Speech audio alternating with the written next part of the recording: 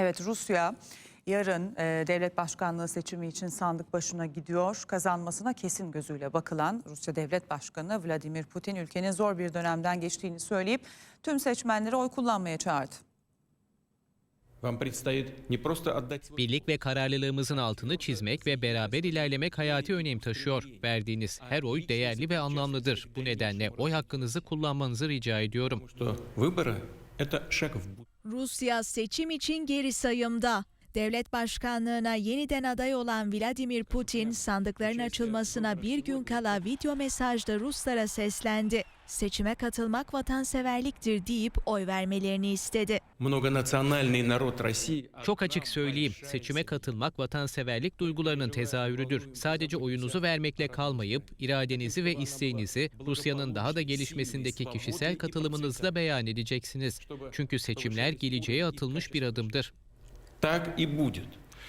Putin, Rusya'nın zor bir dönemden geçtiğini, neredeyse her cephede tehditle karşı karşıya olduğunu söyledi. Onurumuzla yanıt vermeye devam etmek için birlik olmamız lazım dedi. Rus lider, dilediğiniz adaya oy verin dese de ezici zafer isteğini gizleyemedi.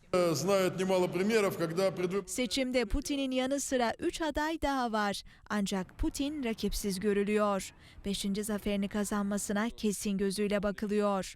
Kazanırsa 6 yıl daha, yani 2030'a kadar Kremlin'de kalacak. Böylece 34 yıl hüküm süren Çariçe II. Katerina'dan sonra iktidarda en uzun süre kalan ikinci Rus lider olacak.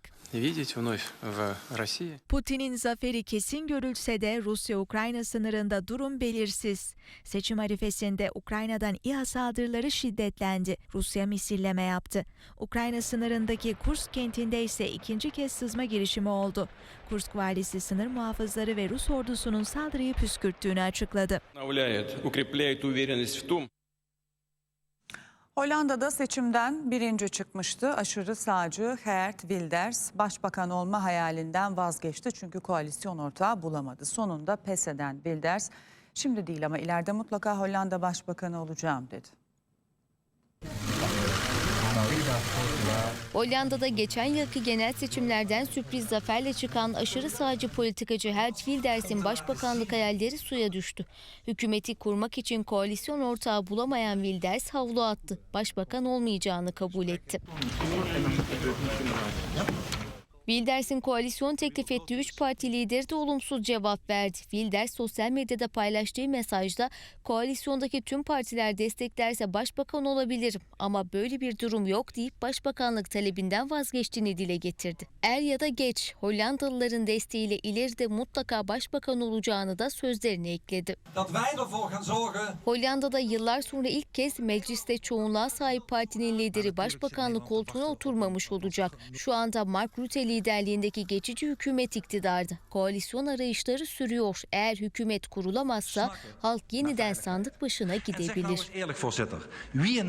Siyasi partiler sırt çevirse de göçmen karşıtı Wilders'e halk desteği artarak devam ediyor. Irkçı görüşleriyle bilinen Wilders aynı zamanda İslam karşıtı. Hatta meclise İslami ifadelerin yasaklanması için yasa tasarısı dahi sunmuştu. Ancak koalisyon arayışı sırasında bu tasarıyı geri çekti.